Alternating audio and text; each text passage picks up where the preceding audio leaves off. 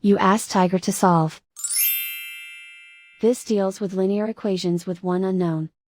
The final result is x equals 4/3. Let's solve it step by step. Group all a terms on the left side of the equation. Subtract 3x from both sides. Group like terms. Simplify the arithmetic. Group like terms.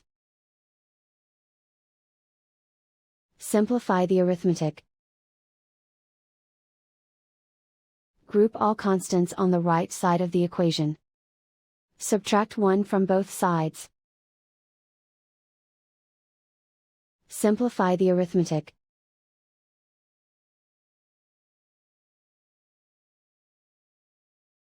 Isolate the a. Divide both sides by 6. Simplify the fraction. Find the greatest common factor of the numerator and denominator. Factor out and cancel the greatest common factor. And so the final result is x equals 4/3.